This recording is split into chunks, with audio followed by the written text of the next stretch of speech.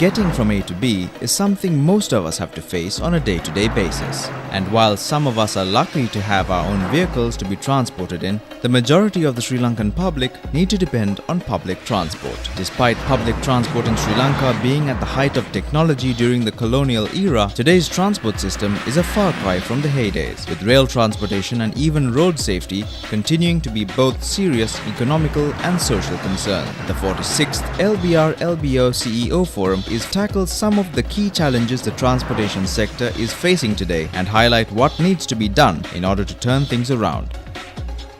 Welcome to the 46th edition of LBR LBO Forum, CEO Forum. Thank you so much for being here with us today. We have a unique panel of speakers today, eminent representatives from the private sector, public sector, academia, and research communities. Thank you very much for being here with us today. A very warm welcome to our panel of guest speakers. Today we are gathered here to discuss and debate the state and the future of the Sri Lanka public transport sector, smooth functioning of which is vital to the success of the private sector. Generally, public transportation refers to public passenger conveyance. However, in today's discussion, we encompass all modes of inland transportation of passenger and cargo, somewhat broad-based definition. The analysts estimate that Sri Lanka is sustaining economic losses of several $100 million a year due to low-quality transport facilities. Road safety continues to be a major economic and social concern, with estimated economic losses of over $100 million a year due to road accidents. Every day, 6 lives on average are lost on Sri Lankan roads. The government continues to invest heavily on developing the road infrastructure. New highways, expressways, and bridges are added to the road system. But the development of rail transportation has been dismal, and their quality and safety have been seriously compromised. Transport is a vital facilitating sector for the smooth functioning of the private sector. The absence of high quality transportation severely impedes the productivity and efficiency of the industry and commerce.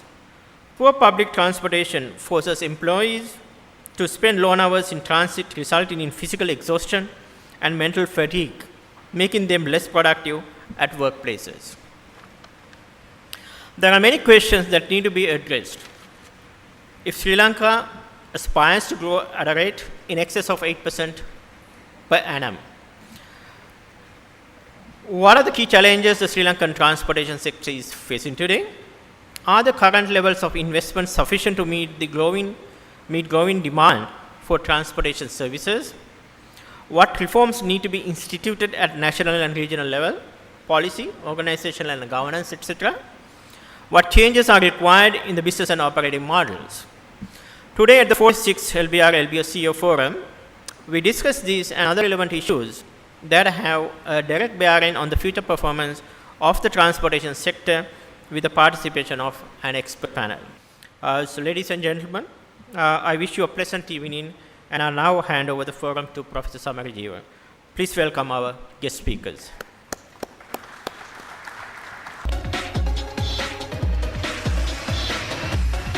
Good evening.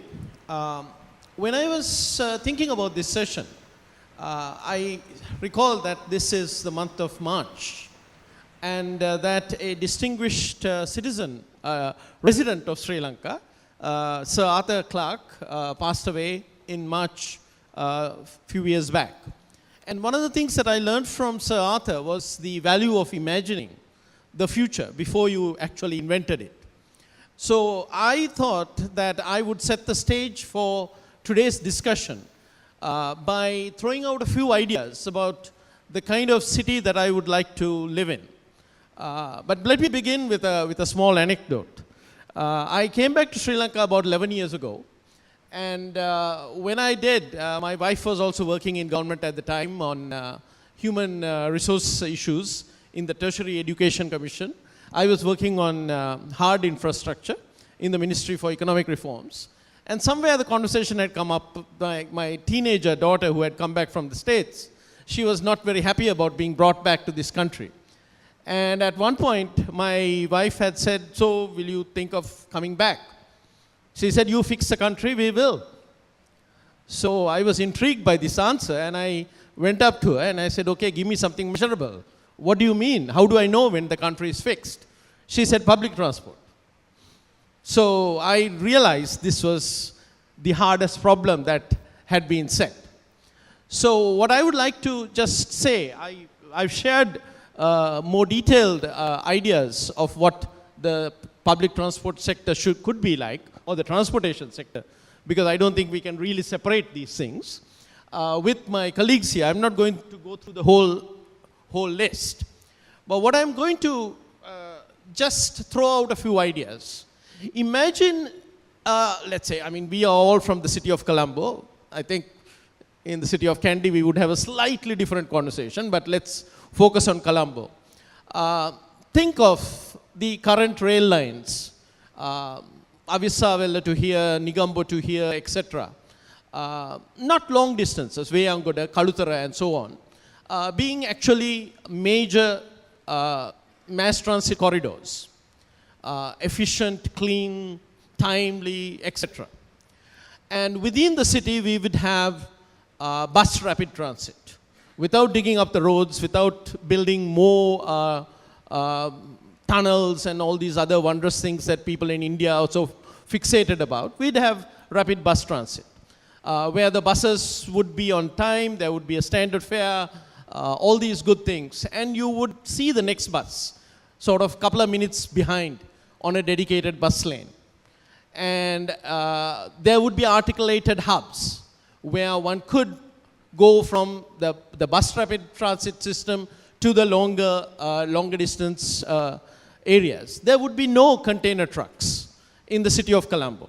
There would be a tunnel that would be connecting our port, which is the absolute lifeblood of our country, of this region, and that tunnel would take the containers out to dry ports. The tunnel and the current rail lines would take these out to dry ports, and all those other transactions would be done outside the city of Colombo. Think also of the possibilities for the main line. The northern part, the Jaffna line, Trinco, the spurs to Trinco, Batiklo, Mena, that these would be separated out from the rest of the railway system, where we don't seem to be making any progress. I'm sure Dr. Jaivira will correct me on my criticism of the railway system. And it would be operated as a public-private system that would actually generate a lot of value for its customers. So these are just a few ideas that I'd like to throw out for you. Let me also finish by saying one thing. In one discussion of the National Transport Policy draft, I said about 75% of the words here are about railways. And there seems to be almost nothing about the three-wheelers. So I shouldn't be guilty of the same sin. I will also talk about a little bit about three-wheelers. Maybe we could imagine a situation where they are in associations, and the associations would, for example, on certain routes, run shared taxi services. They would, in this wondrous manner that they have now got meters, which I never thought would be possible, they would also have some forms of self-regulation, and they would be subject to some form of light oversight by the municipal bodies. And they would be an integral part of our transportation system. So those are just a few ideas. My colleagues here know about these ideas. Maybe they agree with some of them, maybe they don't. But what I'm going to ask them is to take the first round of the opening statements to make their presentations on their particular aspects that they want to emphasize, but also to make sure that you talk about 3 priority actions that can be done in the short term to get things started.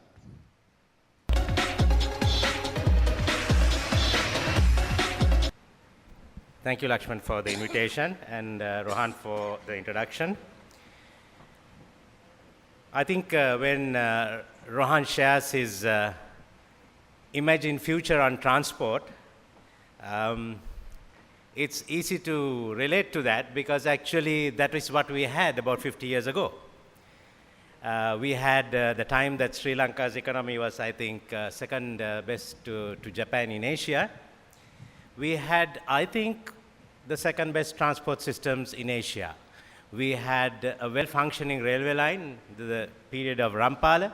We had the Ceylon Transport Board that was earning profits. We had trolley buses, we had tram cars. We had a reasonably well-formulated highway system, and the Planning Commission had plans actually to build motorway systems.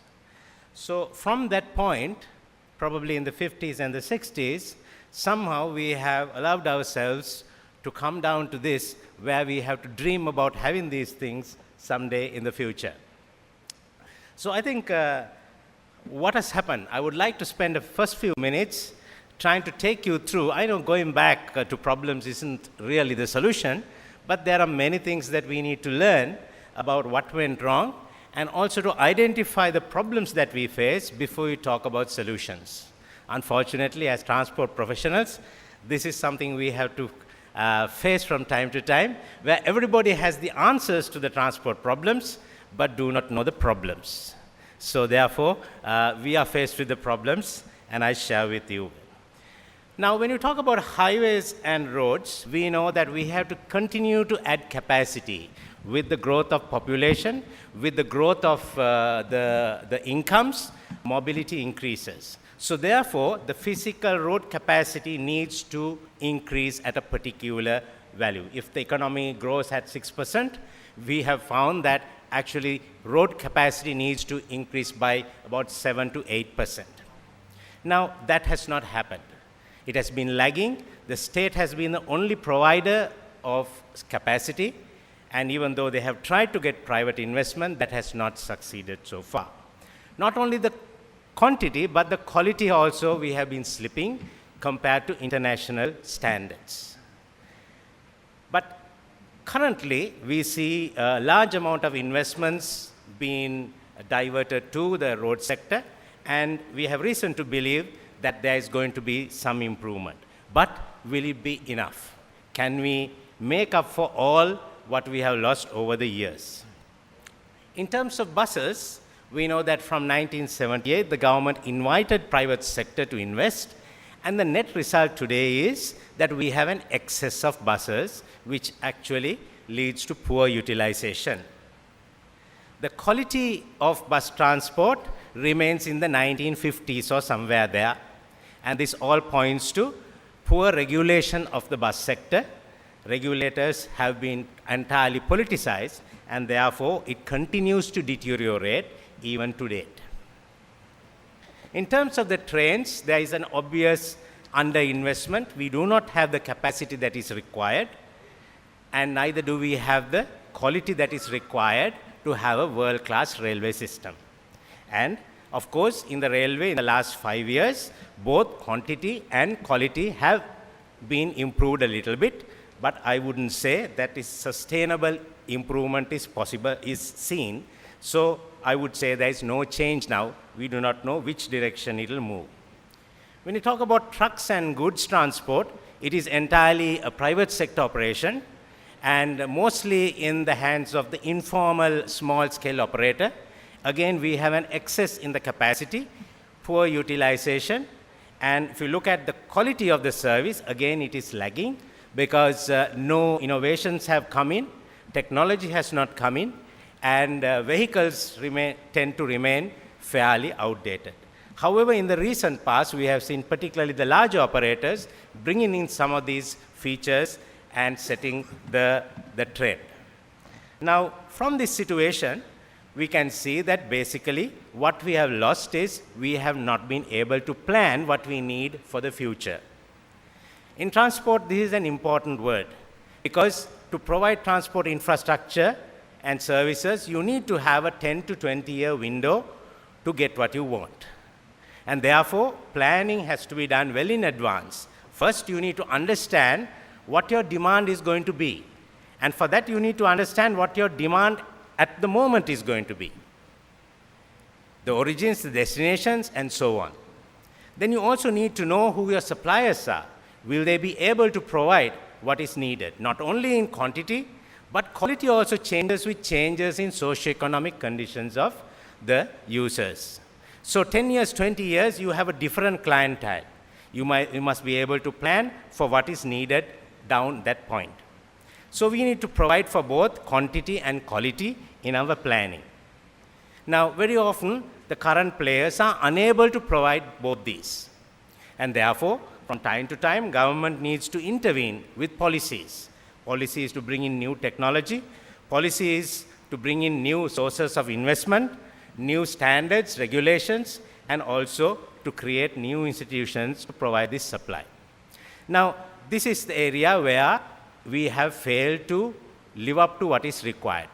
Planning has been ad hoc, mostly for political short-term gains, and right along, we have missed in having systematic planned transport systems. Now, where do we go from here? Before I come to share my 3 main points, just like to leave with you some numbers and some graphs to capture, for your imagination, if I may borrow that word. And these are the numbers that you will see in terms of passenger kilometers traveled in all of Sri Lanka from 1958. And there you can see bus transport has been growing very steadily. Railway has been steadily in the same place. And you can see that private transport actually overtook the railway in the late 1970s because of the liberalization of private vehicles, right? And that has steadily grown. And that is the current situation that we have. Now, when we project this using the models and for a 6% growth rate of the economy for the next 20 years, this is the frightening picture we get. Why frightening? Because assuming that the railway does improve even a little bit, what we see is that the buses are going to lose not only the market share, but actual physical numbers of riders. And that is going to go to private vehicles. So we are going to see an explosion in the private transportation, which means that the road space that we are already under stress to provide will become even that much more in demand. Now, just a few more numbers. Currently, we have about nearly 3 million operational vehicles, and by 2031, my target planning year, we come close to 8 million units of vehicles. And that would mean that vehicle ownership from 130 per 1,000 people will increase to 370. The actual kilometerages of vehicles operated on our roads will quadruple in the 20 years, and the physical amount of people travel will more than double. And the 55% share that is carried by buses is going to drop to 20, and the 26% by private vehicles is going to increase to 57%. Well, somebody will say, I mean, this is fine. These are all indicators of progress. Okay? But let's look at whether we can sustain this.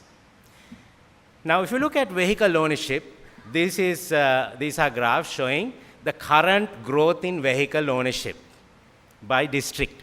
And you will see that most of the high growth is not in Colombo or Western Province, it is out in the provinces. Right?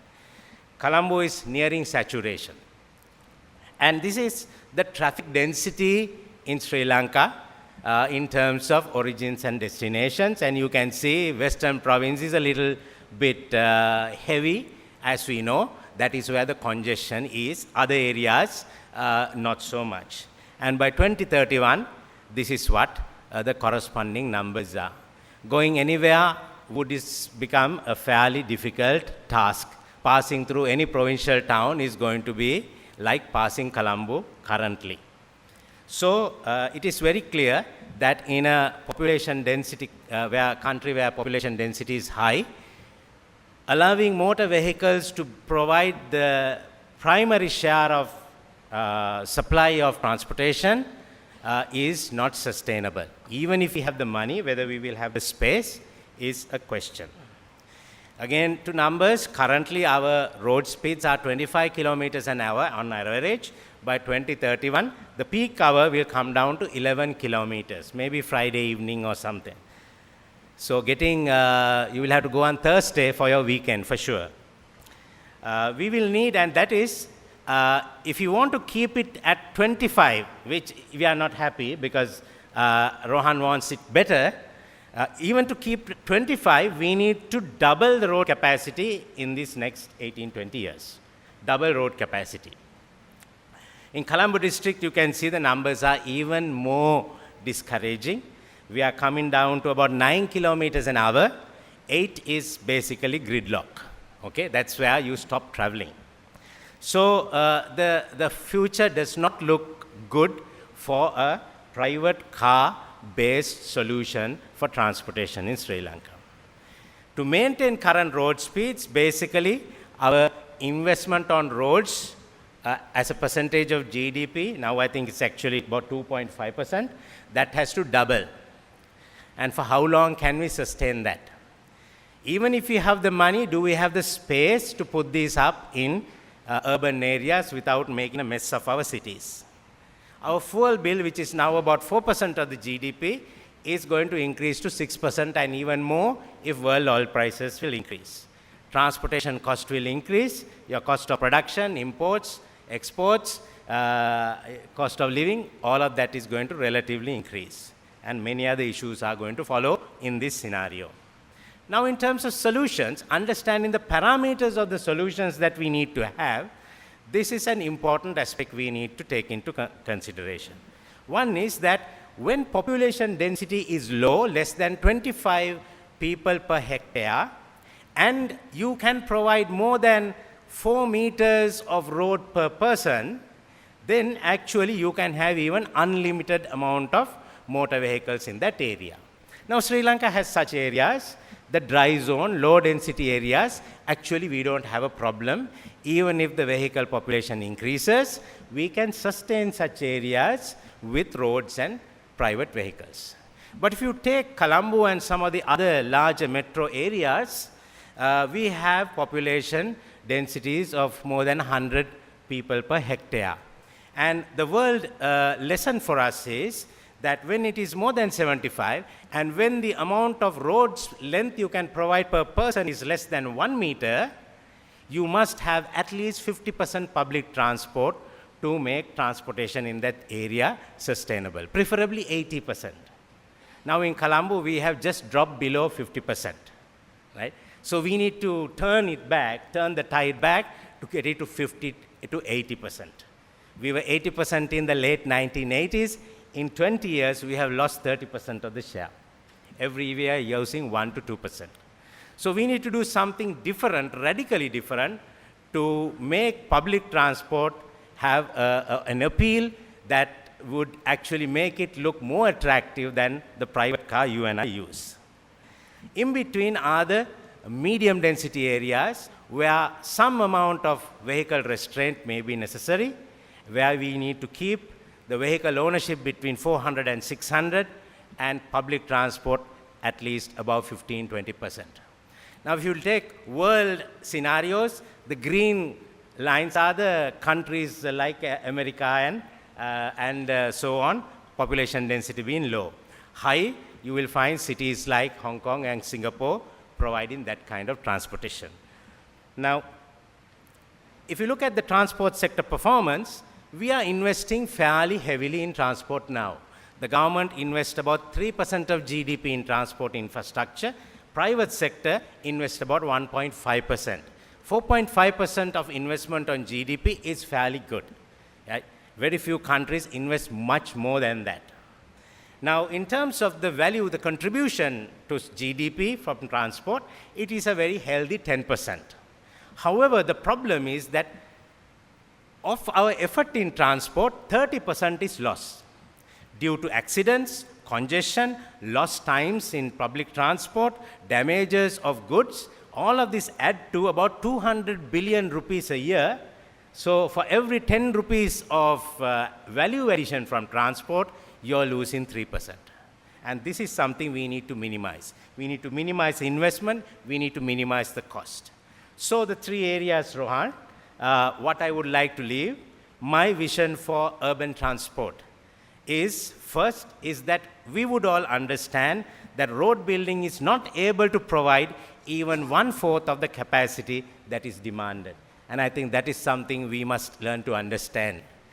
Then we must make sure that that capacity that is required for the future comes from quality public transport. And when I say quality, we may need to leapfrog in the technology. Bus rapid transit, metros, light rapid transit, these are the technologies out there, and I don't think retrofitting and improving what we have alone is going to get us there. Now we'll have some opening comments. Remember, all of you, you will get lots more chances to speak. This is just the opening statement from Dr. Jayavira on the railways.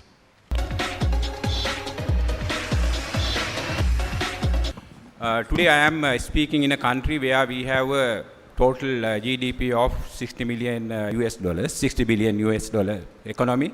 If you go back to 6 years back, it was only 30 billion US dollar economy. And where I am sitting in the country where we have expressway from Galle to Kottawa, where you have a journey, 40 minutes journey from Galle to Kottawa. And you are spending another 26 kilometers to run almost more than 1.5 hours. So 40 minutes spending from Kottawa and to come into the city of Colombo, you are spending another 1.5 hours. Altogether it's 2 hours. So this looks like a bit of awkward, because now if you really see the urban congestions, it reflects with this. And at the same time, I am living in the country where we are talking about another expressway, where the highway sector is coming up. So there we are going to have a highway up to Kurunegala, and from there to Kandy, and from Kandy to, and then we are hoping to go to up to Jaffna. So this is going to be another highway. So that highway also coming up, where the Katunayaka Expressway also now almost completing the constructions, and it will be open for the traffic, I think, within probably 6 months time. So we will get down at probably Paliagoda, and from Paliagoda I don't know where you are coming up. And then I would like to move into the other part. Now, if you take the full bill of the country, almost 1/3 of the importation bill, that is almost 5 billion US dollars out of 17 billion total import bill of the country is for the fuel, which include the electricity also. So out of which almost 3.4 billion we consume by the transport sector, balance go to the energy and the power sector and the other part. So I would like to further move into this is what the passenger market share. If you go back to the railway passenger market share, we had almost 4% continuously, and even this year we have 4%. But if you get the public transport market share, has been reduced during last 7 years. That is where our total GDP was, and the per capita income was, where the $1,500 today almost $3,000. During this time, passenger market share has been reduced from 65% to almost 55%, out of which 4% contributed by the railways and the balance 49% now buses. Now, 10 years back when I am talking, and we told 80% is the public transport, where all these passenger transport, now today it has been reduced. The railway, of course, we have made a lot of investment during last 6-7 years. As Amal very clearly says, transport sector, we have put a lot of money for the highway rehabilitation as well as some of the highways. So all these, approximately we are spending almost 250 million Sri Lankan rupees, billion Sri Lankan rupees every year during last 5 to 6 years. However, the railway also got a lot of new rolling stocks, locomotives, power sets, and some of the line has been rehabilitated. For example, now the southern line has been rehabilitated almost. However, the passenger market share remained the same, 4%, even with the very low fare, very low price compared to the other transport mode. It's a very low price they paid. If I get the national GDP growth, now this is the forecast basically. This is I am taking as a 2010 as a base year, and actual numbers are available up to 2011, where we have almost $3,000 per capita income with the total GDP is 60 billion US dollars. After 3 years' time, we are reaching almost 75 to 80 billion US dollar economy. And the same time, what will happen is our per capita income also goes up to almost close to 4,000. So then what will happen is transport demand change. How? This is from 2007 to 2012. Basically, this number shows how the fuel consumption has been changed. Now you can see how the fuel consumption, now diesel and petrol consumption has been rapidly increased, almost approximately during last 3 years after 2009, after the conflict is over, almost 14 to 16% fuel consumption in the transport sector has been increased. Why? The shift of the public transport, that is from the railways as well as from the buses, market share has been remained and reduced, and that growth also the shifted to the road. For what? That is for the three-wheelers and the motorcycles and the cars. And this has made a real situation where I think previous presenter, Professor Amal Kumar mentioned that our travel speed has been reduced to almost 9 kilometers per hour during the peak hours in the main corridors. So then, if you see this is basically the consumption pattern percentage-wise, and railway consume only total fuel consumption, we consume only 2% total fuel consumption, balance completely go to the roads. Almost 98% consumed by the roads. So only 2% consumed by the railways, though carrying the 4% of the passengers. And this is what really the consumption in the Colombo, because Colombo is one of the area now you can really see, as I said, when you get down at Kottao from the expressway, from Kottao to Colombo, you are spending almost 1.5 hours to 2 hours. So this is what the actual traffic percentage. Now here you can see almost car has been taken off 40% of the road, and the buses has using only the 20% of the road. So basically 80% of the road is used by the smaller vehicles where the traffic congestion is incurred. So then, now from Kottao to Colombo, you have a railway line. If you go to the Katunayaka, from Katunayaka to Colombo, there is a railway line. If you go to the Wayangoda, from Wayangoda to Colombo, there is a railway line. And if you go to Aludgama, from Aludgama to Colombo, there is a railway line parallel to all the road corridors. And this is the passenger corridor, by corridor, this is the passengers coming to the Colombo city.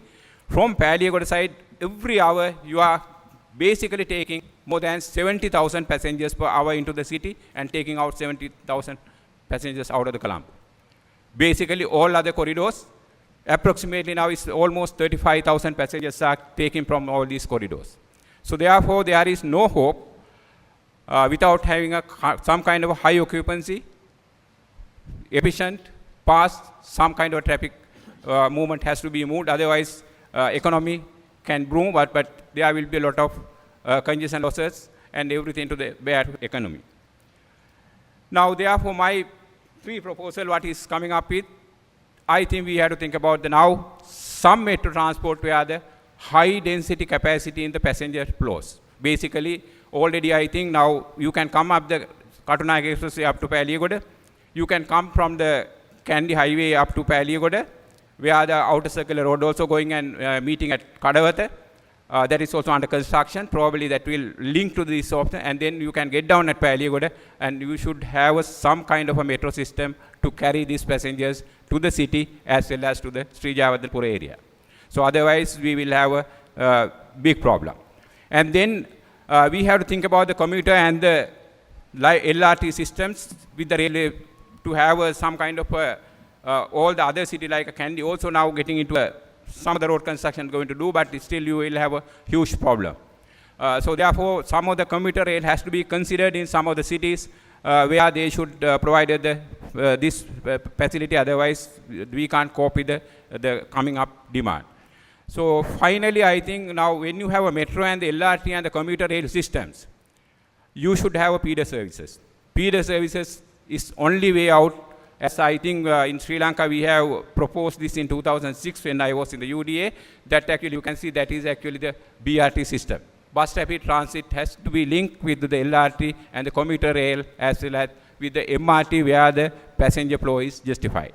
Thank you. I think I gave a base.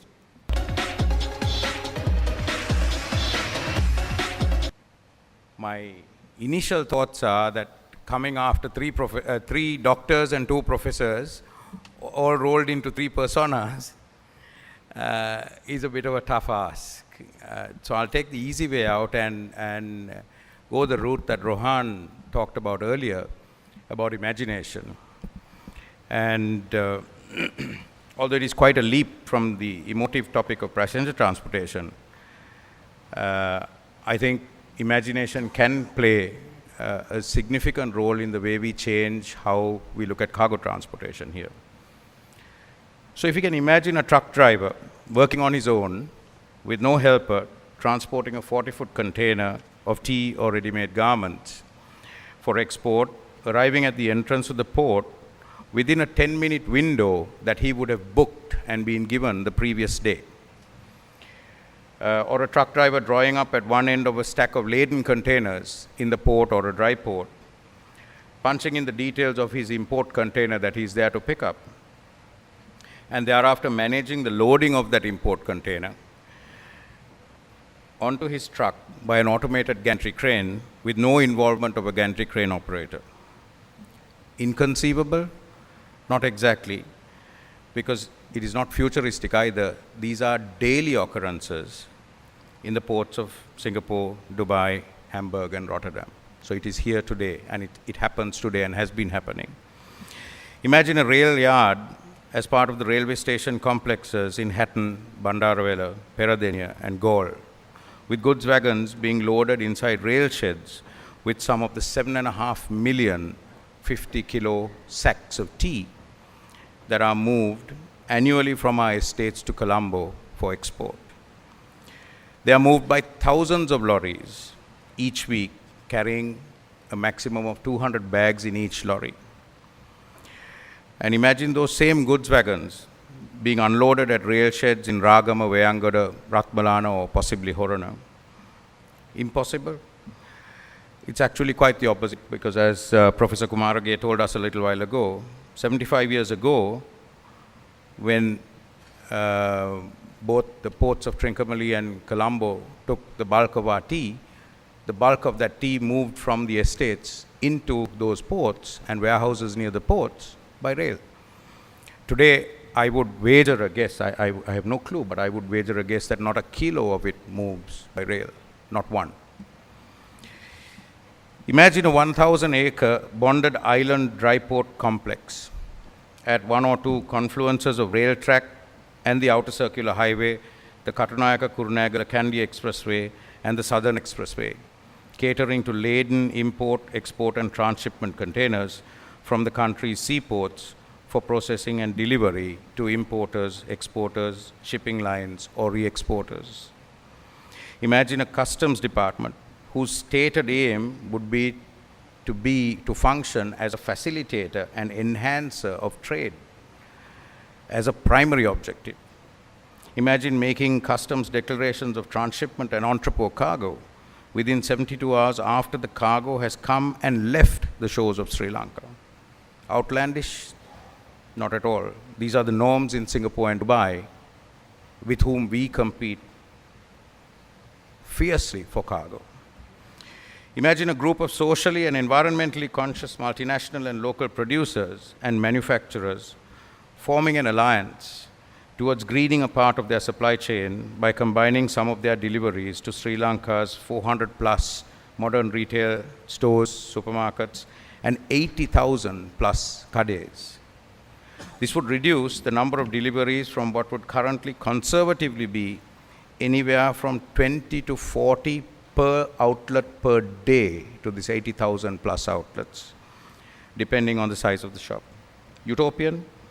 Possibly so, but then again, not necessarily when viewed in the context of the fact that the world's largest airlines and shipping lines have formed alliances to merge their physical service offerings for greater productivity, efficiency, and savings through code sharing and vessel sharing agreements, whilst all the time competing fiercely in the market. It is certainly not inconceivable in a small, compact market like ours.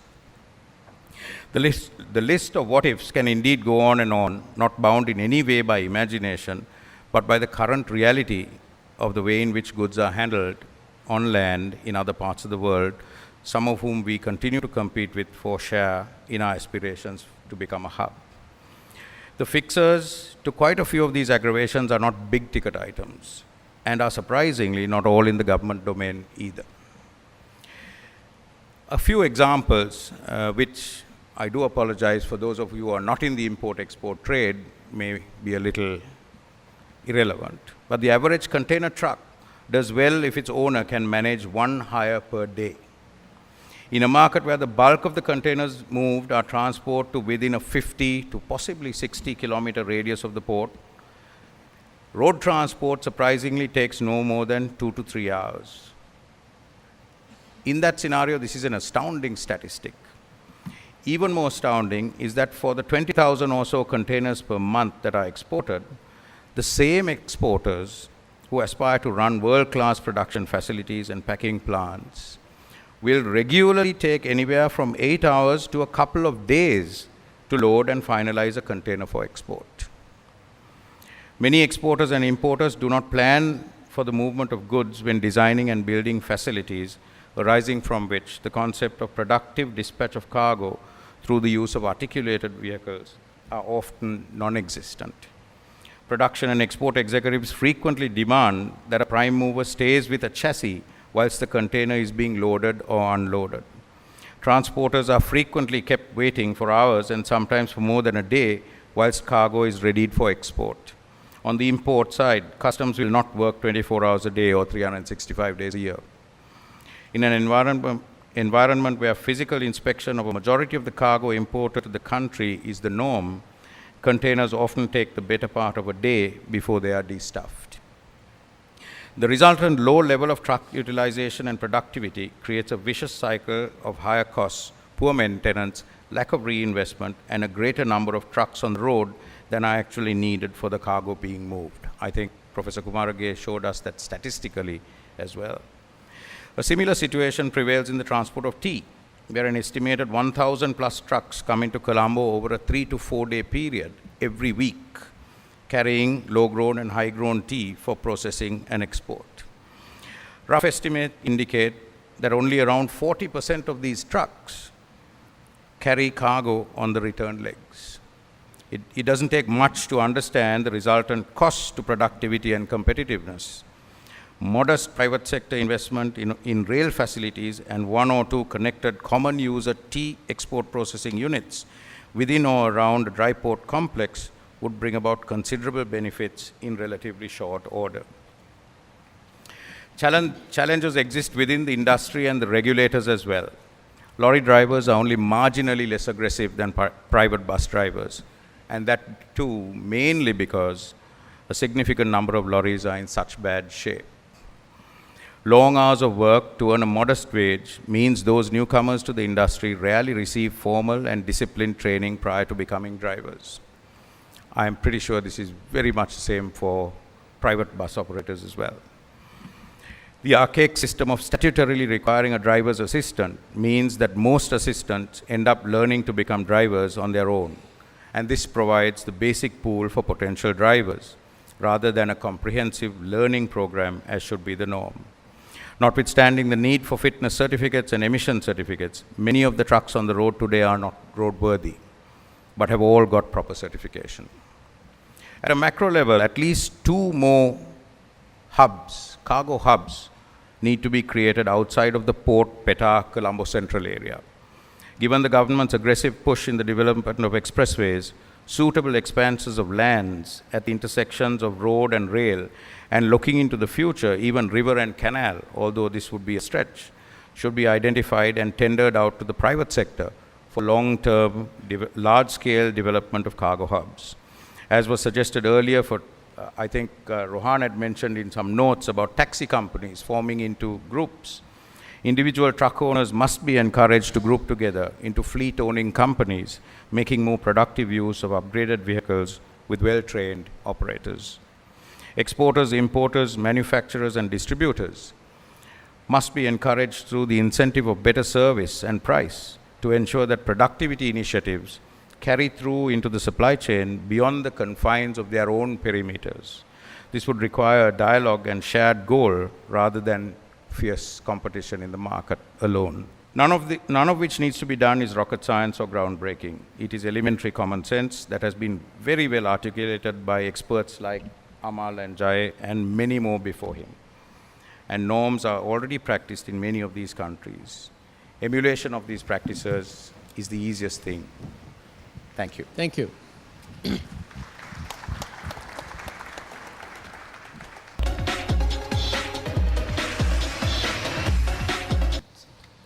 Do you have any questions from the floor?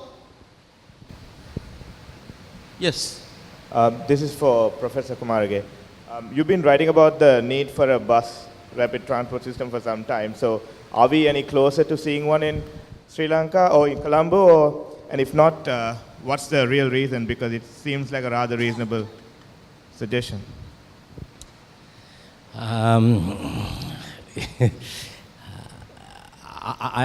My wishful thinking is that we are closer than we were. But so many things can hijack that expectation. I think finally what will get decision makers to move towards a solution like that is congestion itself. You know, when it gets bad enough only, I think wheels will turn. So I don't know whether it has got bad enough. So maybe we need to have a couple of gridlocks and so on, and then probably somebody will say, we can't just manage with, one-way systems and so on. I think, past 4-5 years we've been told one-way systems are going to help us, flyovers are going to help us, expressways are going to help us, more roads are going to help us, and all along we've been saying that is only temporary. So I think that realization needs to happen. But on the positive side, yes, currently the Japanese government is helping to study the network requirement for a mass transit system. And they are looking at BRTs, they are looking at all the different technologies. And I think if they are allowed to do that, and I think they are also offering funding for it. So if that will be prioritized, I think our expectations can be achieved. But to build on that, Tamal, and anybody else who wants to join that, bus rapid transit requires dedicated bus lanes, or at least lanes where buses are privileged. With our present road system, is that possible? Well, not all the roads. If you look at India, has now 5 systems. Latin America has, I think, 50 or 60. There are, last count was 99 systems operating. Now, ideally, you need to have 4 lanes for the BRT, and it runs just super. But if you look at the Indian ones, they have managed with widths as low as 24 meters, using all kinds of ingenious designs. So, in fact, I've been working with the Japanese team also to see, there are bottlenecks on our roads where we may need to tinker around a little bit, maybe acquire a little bit, use substandard lanes, maybe go elevated sections. So with a little bit of improvisation, I think we can have on most of the roads. Basically, you need to have, if you have 6 lanes, even substandard 6 lanes, I think we can have. Some sections we may have to have elevated sections where we'll build 4 lanes and have 2 for the private vehicles and maybe 2 for the BRT. Yeah, there's a question from the 3rd row over there. You see, I'm wondering whether there is any scope, since the government is cashed up, doesn't have the money for investment, what possibilities are there for the private sector to join with the government in building a transport system? And I suppose before that, these things properly must be priced, and cost must reflect the prices. And I don't know to what extent there is any investment return on either the railway or the private sector, bus people, where there are no figures as far as I know, which shows the returns. So shouldn't we start with getting the basic data correct, and then see how we can mobilize the private sector, the freight forwarders and people like that to come into the transport planning? Mr. Siranayaka's question, I think, has 2 parts. One is, he says the prices must reflect the costs, must be cost recovery. I actually personally doubt that, whether that is possible in public transport systems. So I would like your reactions to that and how that would be handled. And the other part is about private sector participation. So, okay. Since I have the mic, let me add a few things. Currently our private buses are running at a profit. They don't provide a good service, but they're running at a profit. If you look at the BRT systems in many countries, they've been able to convert to a higher quality service with only marginal increases in prices. And many of them are running without subsidies. So I think what they have done is they have actually improved the efficiency, the technical efficiencies with wider doors and so on. So a vehicle can actually do 5-6 times the operational activity than one vehicle would, and more passengers. So there is a case for actually a profitable venture with some of the public transport systems. Now that is where I think a BRT, though it is messy in terms of design and putting on, politically it's all a little messy, but it can be financially at least cost recoverable. Whereas if you go for the more expensive rail-based systems, then probably that is not possible. You may still have to subsidize it by at least 50-60%. So I think there is a case for private sector to come in. I think this is something that, as Mr. Senayaka said, should be explored. There's a question at the back there, sort of towards the... While you're getting that, what about payment systems? I mean, there's a huge delay and inefficiency in just collecting the fares. Yeah, why can't we simplify that? Yeah, currently the bus system loses 20% due to leakages. And from the time I was there, the NTC, we've been trying to work this out. And still, of course, the regulatory system has not succeeded in doing that. So there are some IT-based applications which can do some cosmetic changes, important, but makes the user feel good and welcome, which is also important. But the core problems, like Ramesh was saying, cannot be fixed by IT. You need proper regulations, proper design and location. So I think it's a mix of both these. Yes, sir. No. My question is, until we get the highways and all of this in place, could we not have done bypass roads like we did in Mavanella? Because if you look at most of these city-to-city runs, most of the delays happen due to towns that you pass. Each town, going through Kegol will take you 45 minutes. If you go through another town, it will take you another half an hour. But in between, then the movement is fairly okay. So I'm just saying, as an interim measure, why can't we think of bypass roads? Have you not thought of it, or is it that we don't have the will to do it? Yeah, I would like to respond to that question. I think already there is a thought now. For example, now Mavanella, now if you take Kegol, now Kegol also there is a bypass. And some of the cities, they have thought about and they have a bypass. But because now if you take our land use pattern, basically there is a corridor development. When the road is constructed, basically all the commercial activities and other activities coming along the roads. Now I can remember 20 years back, I think Moratoa, when the new link is open.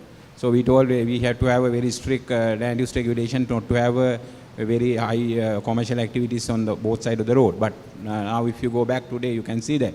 So therefore, this is basically the land use pattern. Even if you have so many bypasses also after 10-20 years time, you will have the same kind of a ribbon development as a land use development. So therefore, I don't think for a long-term passenger and the freight transport solution that will resolve the problem. Yeah, actually, adding on to the same question that Mr. Mueller raised about bypass roads. See, Gaul Road was getting blocked, and there was a road that was built which is called the Marine Drive from Kolpiti to Vellavatta. Same road that you touched in Mavanella, which is a bypass road. In Kandy also you get a bypass road parallel to Peradine Road, which is called William Kapallava Mawata from Gatambe to Kandy. Now in all these roads you get now barber salons, supermarkets, eating joints. I mean, actually the need we had was transportation and ability to move. And I think the governments basically pay compensation to the landowners and get these lands acquired for the purpose of putting up the roads. And after the roads are put up, if you take the Marine Drive, it's probably under 5 years.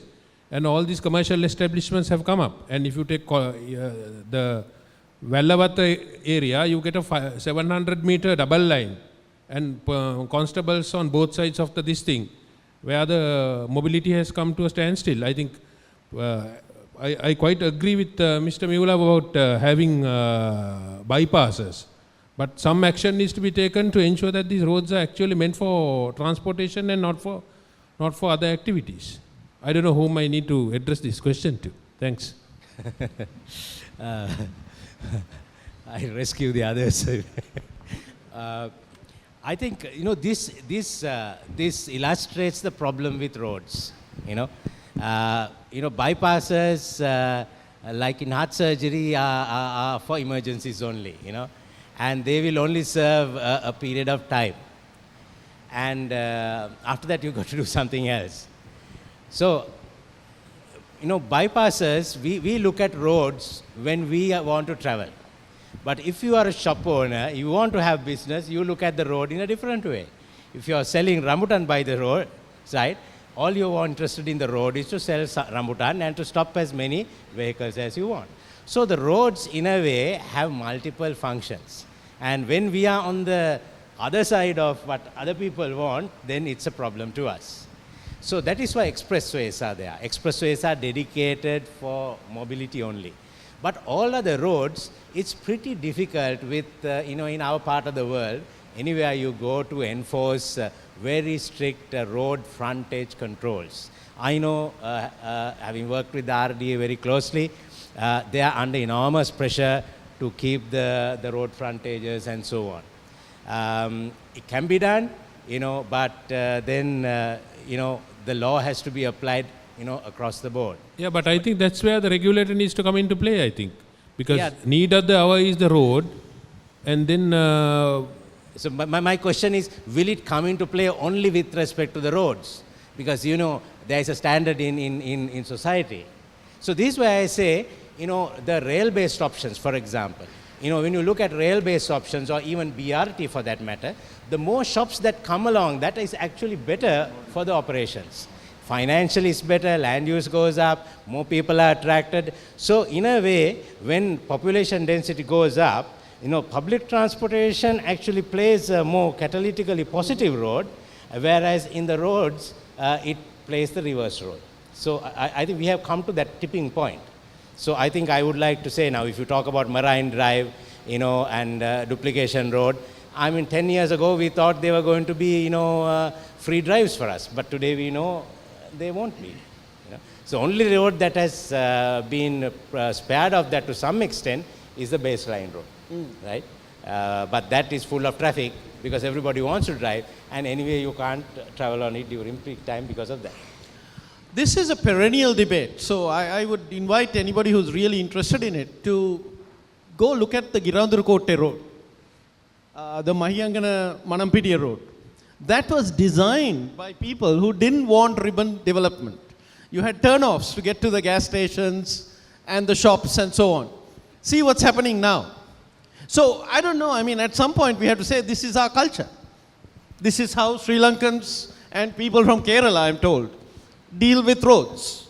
And we can't make ourselves different.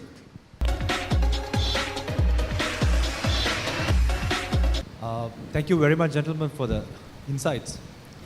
I'm a little excited as a banker when you said 8 million vehicles. Our leasing market becomes huge. So that's a scary thought. But I think the bigger problem is when you think of China, which has 10 cities out of the 12 most polluted in the world, you might have roads, but I don't think we'll have a place to breathe. I think it's great to have the policy discussion. If the policy makers were here, it would be more interesting. But the question is, what are we doing as citizens? There is a role for citizens also. 30,000 vehicles go to the market on a monthly basis, and we drive them like there's nobody's business. So we can stay for the government to come with rules for carpooling, or public commuting, or even walking. Today we all walked around from Navammavat, etc., some of us, but those are choices we'll make in London and Oxford Street, but we won't do it in Colombo because it's too hot for us. So I think there's so much we can do as individuals while we talk about the policy. So I bike to work once a week. Now that might sound a stupid thing when you look at the billions of dollars you're talking at stake. We had 250 people doing it last year. This year we are going to get together as citizens and we are going to make cycling a lot more safer. Because it's going to be a tough thing for all of us to decide I'm going to cycle to work because there's infrastructure which is not there. Then again we'll tell the government break the roads and put cycling lanes. But then that's going to take time. So what are we doing? We are executives. Have we built a washroom in our office for somebody to come and take a shower? Have we put a locker? World Trade Center, we found last time when we did the research, everybody wants to do something, but we as private sector has not done the basic things. Now by bank we have a locker, we have the lockers, we have the washroom, so some of us do that. Hamilton Canal is getting done. I think there is a plan to have a cycle lane. So I think we have to also think a little bit, how do we cut down one trip of a week by planning it a little bit more? And hopefully the policymakers, which I have no control over, gets the right thing in, but the discussion really helps. So, thank you. Thanks. While we get that question, can you give the mic over to the front here? First row. What can citizens do?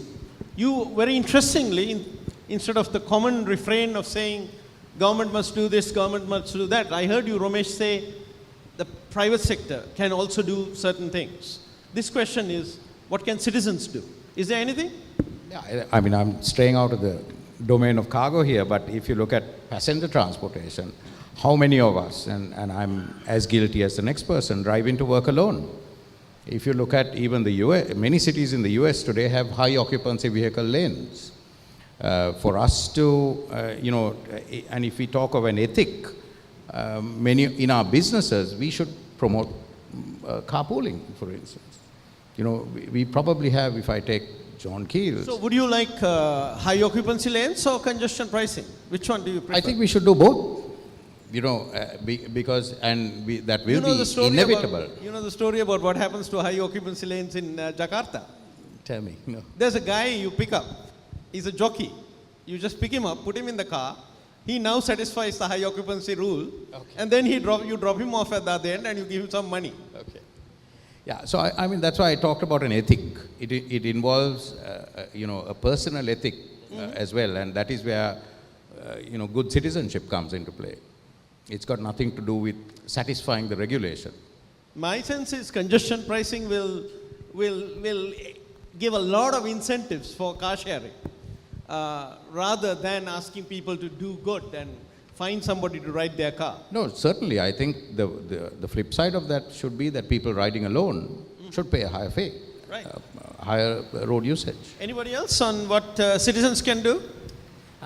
Citizens can do quite a bit, and I think we mustn't lose faith in the altruistic capacity of humanity. We'd be lost without that. But the fact of the matter is that there are bigger infrastructure-related issues to be solved and policy issues. So I think these are important not so much in terms of the net impact they make in terms of how many vehicles you reduce, but in creating that social awareness that some people are willing to think outside the box and not go the path that everybody thinks is fine. And I think that is something which will be worth it. So, I mean, certainly these are things that can be done. I mean, carpooling, I know companies do it on a internal basis. In the NTC, when he was secretary, I was chairman. We started the park and ride system. We recovered 60% of the cost in 3 months. And I think for any business that is a good start, but somehow, it is not operating today. So, I mean, these are things that can be taken up even by private sector to start carpooling systems. You will have to endure losses for maybe even a year, but I think these are things that you can actually promote.